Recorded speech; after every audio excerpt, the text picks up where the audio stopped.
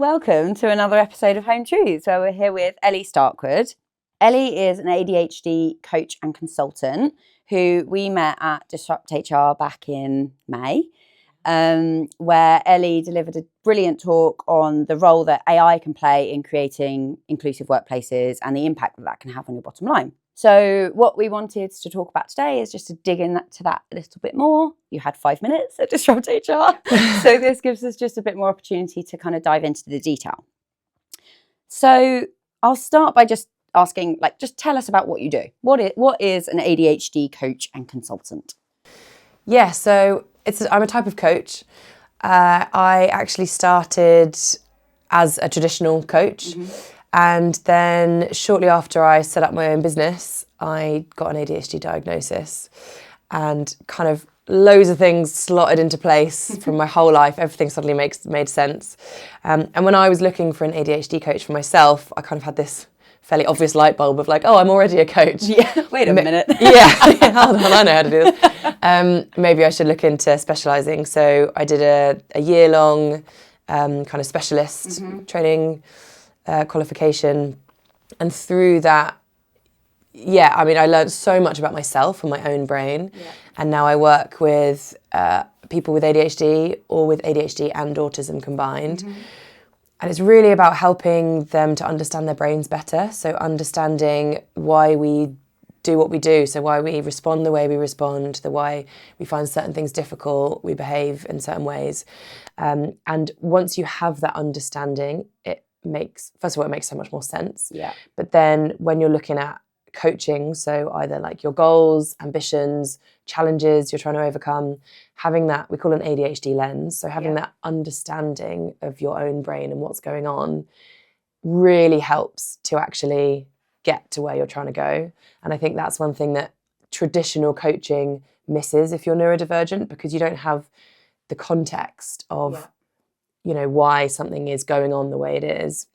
You can go down the wrong pathway, or we can kind of use it as a stick to beat ourselves up with. I just need to be better, try harder. So really ADHD coaching is all about learning how to work with our brains and harness it and make the most of it rather than working against it. Yeah, understood. And is the field still quite niche, or is it, like you said, you were looking for an ADHD coach yourself? How populated is that space? Yeah, there's quite a few of us now, but maybe it feels that way because I'm in it. Sure. I think it's definitely a growing community. I think so ADHD research and neurodiversity research is ongoing, and we know so much more now than we did 10 years ago. Yeah. And that is leading to more people knowing that they have ADHD, and that is leading to more people training as coaches. Yeah. So many people do it as a passion thing. Kind of like I did, I found out I had ADHD and I thought, I'd specialise in it. Yeah. A lot of people with no coaching experience get such a huge benefit out of ADHD coaching that they want to go and help others kind of get the same. Yeah. So it does feel like there are more and more of us, but I think also it's so needed because so many more people are being diagnosed or self-diagnosing, which we could talk about it, but I think it's equally valid. Yeah. So the demand is also there. Yeah, absolutely. And we spoke about this a little bit before we started recording, about kind of the rise in statistics of people being diagnosed. Yeah. What's your take on that? Because there's a lot of, if you read some newspapers, there's a lot of opinions on that. What's your take? Yeah, there are some strong opinions. My take is, to get a diagnosis, you have to have evidence that you had it as a child. Wow, I didn't know that. Yeah, so they will always ask about your childhood. Right, okay. And your experiences, and often your family will have to fill out kind of forms as well. And it's when they talk about your childhood, I guess the stereotypical image of an ADHD child is a little boy that is bouncing off the walls, can never sit still and gets in trouble. That doesn't cover actually the full experience of people with ADHD. So a lot of girls, and also any boys that didn't present in that way, were missed. So I see actually the increase in diagnosis, not as more people have ADHD now, but just we understand it better now. And look at all those children that we failed. We missed all of those children and all the people that are now adults, My mum was diagnosed at the age of 62. Wow. I have clients in their 50s who've only just been diagnosed with ADHD or ADHD and autism.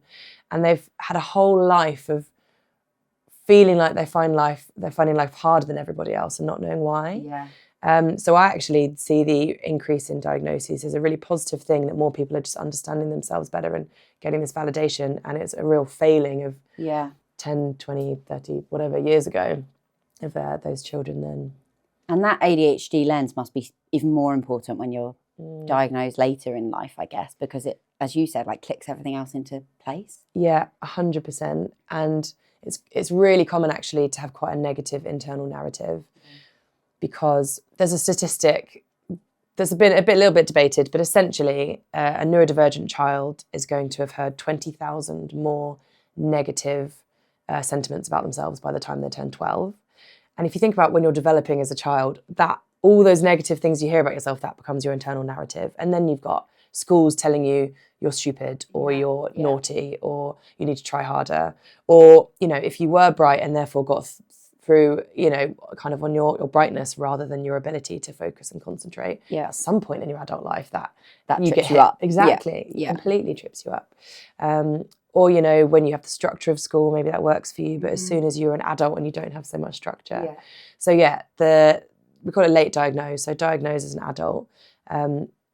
I've seen so much, I mean, both in myself and kind of in my clients, the incredible steps you can take once you understand why something's happening. Yeah. And until you do, you're just going to keep hitting the same brick walls and probably repeating the same, you feel like they're mistakes or failures or whatever. Yeah. But until you understand what's going on, you can't really move forward. Yeah. And before we dive too deep in, we've mentioned the term a couple of times, neurodivergence. Yes. What do we mean by that? How do we define it? Great question. Thank you. I always use these terms and I'm so in it that I kind of use them really freely. So neurodivergent describes somebody whose brain functions a little bit differently to what's typically accepted as the norm. So they might think in a different way, process information differently, learn differently. Basically, the way that they interact with and experience the world will be different. Yeah. And there's a lot of, obviously, neuroscience behind it, but it includes lots of different neurodivergent, or neurotypes, sorry, we call it. So ADHD, autism, dyslexia, dyscalculia, which is like dyslexia but with numbers. Okay, yeah. Dyspraxia, Tourette's as well.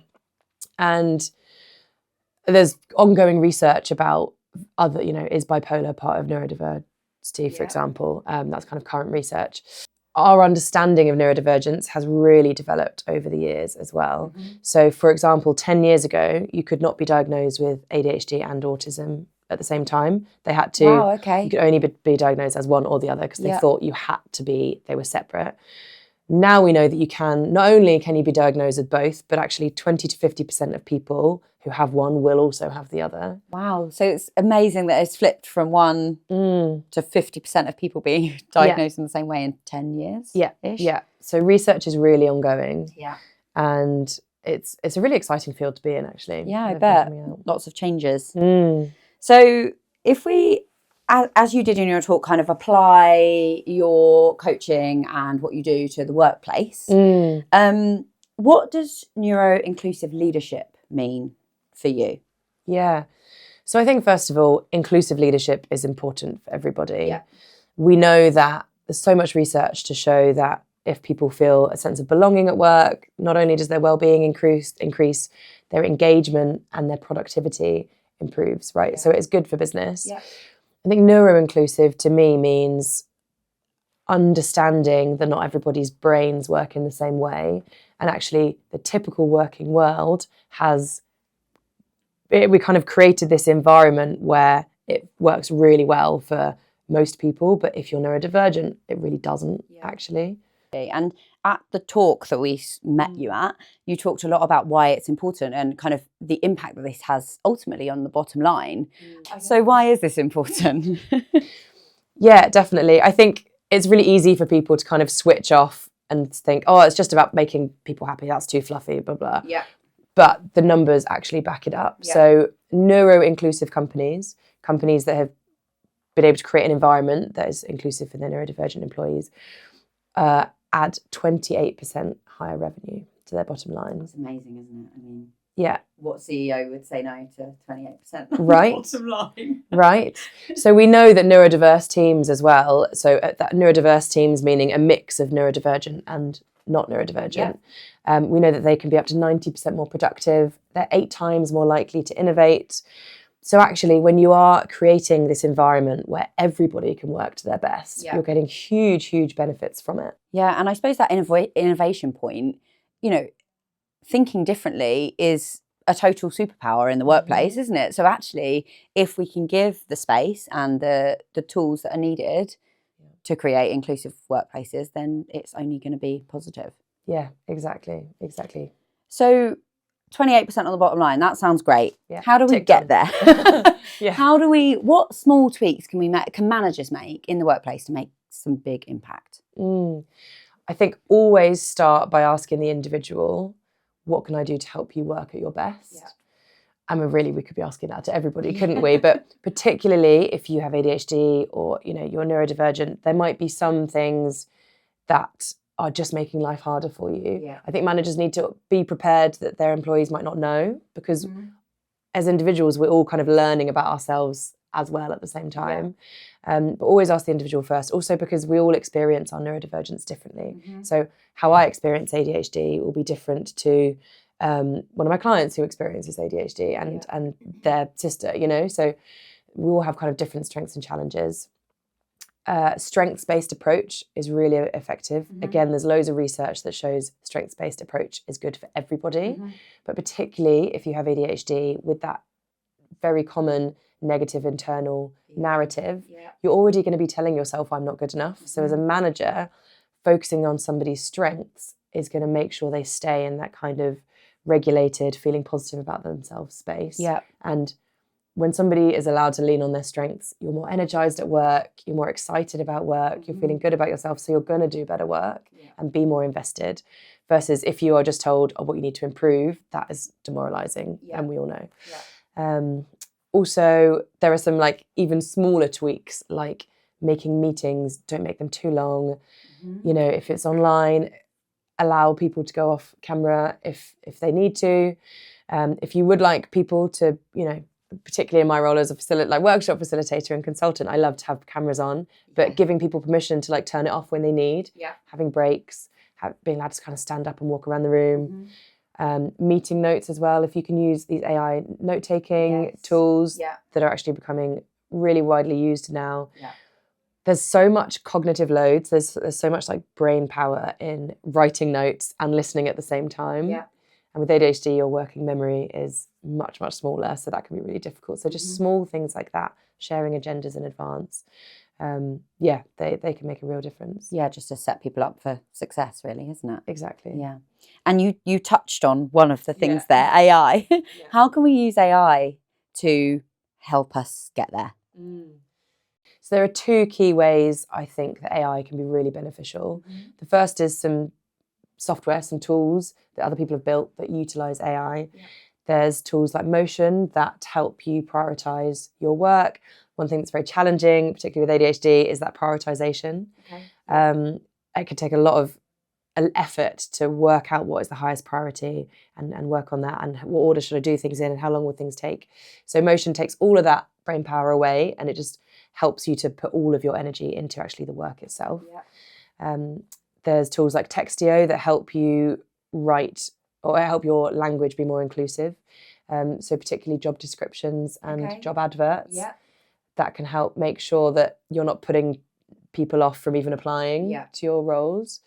And then you've got, again, like note-taking software, Otter, things like that, where it's really easy. You just plug it in the background, it takes your notes, it summarises, it gives you like action items, it tells you who's done the most talking. They're amazing. Dreamy. A year ago, 2 years ago, wouldn't have even been able to imagine we could use those. But yeah, actually taking so much of the effort away, and also it just means that your whole team can focus on the meeting itself rather than the actual work rather than the, as you say, panicking load. Yeah, definitely. And again, we've talked a lot about diagnoses and stuff like that. What should a line manager be considering first if an employee discloses that they are neurodiverse?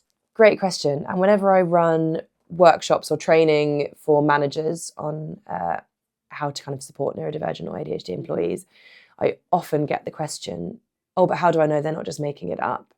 You know? Wow. Yeah. Probably those newspaper articles we talked about don't help with that perception. Yeah. And this kind of push for, well, I need a medical diagnosis before I can offer any support.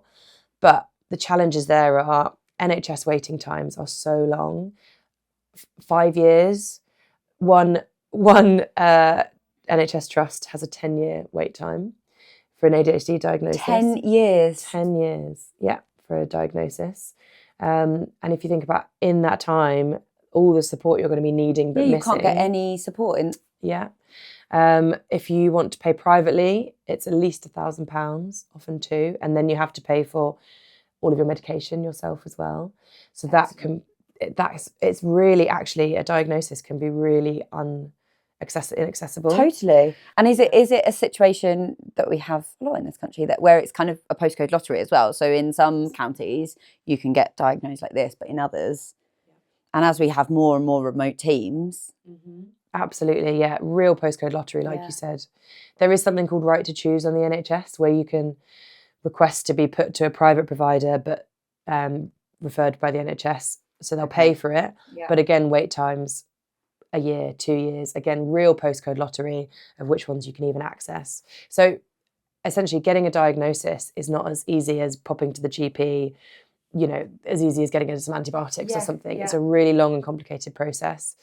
And I don't think I've ever met somebody who thinks they might have ADHD that doesn't. I don't think, for someone who is not neurodivergent, I don't think you'd walk around being like, oh, maybe I have this thing, because there's a lot of traits, and once you recognise some of them in yourself and you start reading more and you recognise more of them, in my mind, that is valid enough. I think the other side of that, from a manager's point of view of, how do I know what support to give my team member?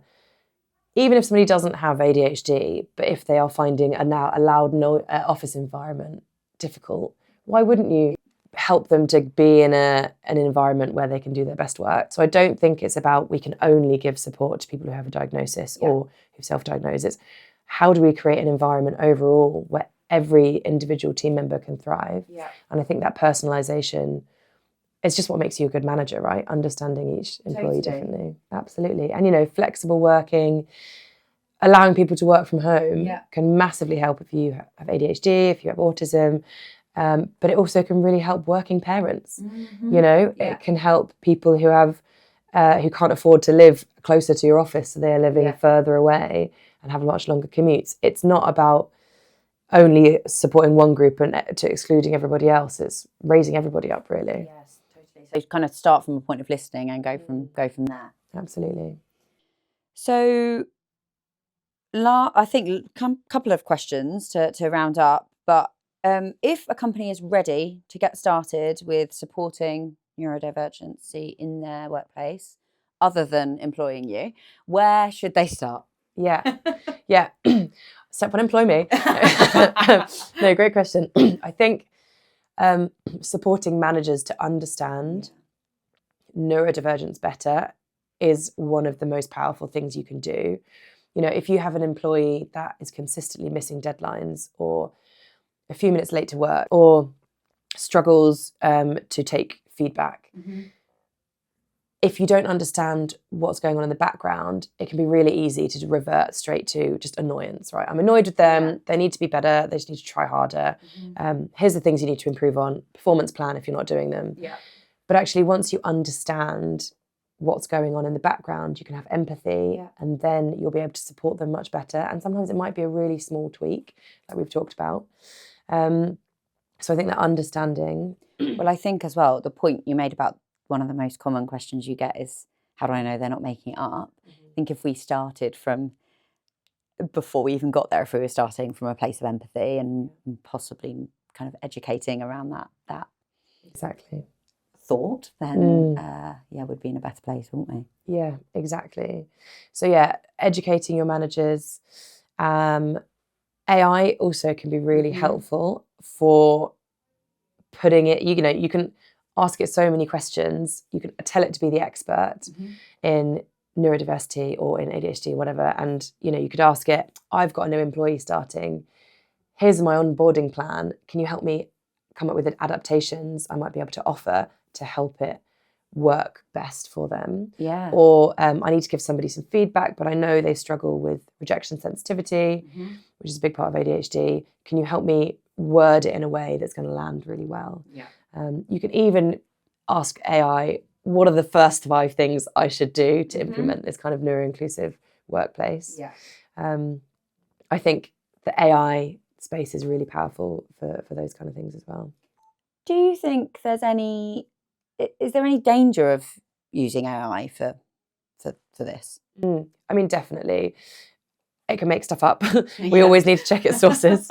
I think also we can forget that we are the experts and we're the humans. Yeah. And as smart as AI sounds and as human as they sound, it's just an algorithm. It's just some data and numbers and ones and zeros in the background.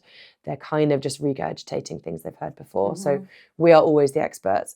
More importantly than that, the individual themselves is the expert in what they need. Yeah. So remembering not to make assumptions, put them first, kind of center them in the conversation. Yeah. But you can, you know, they've told me that they struggle with this, but they're not really sure what support they need. Then you can go, my employee's struggling with X, Y, Z. What else can I do to support them? So AI as our like guiding buddy rather than our a sounding board. Yes, exactly. Nice. Definitely. I also think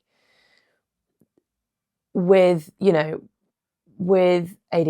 and neurodivergent comes some challenges, but also some real strengths. And actually, if they're struggling with a part of their work, for example, report writing, some jobs need report writing. Yeah.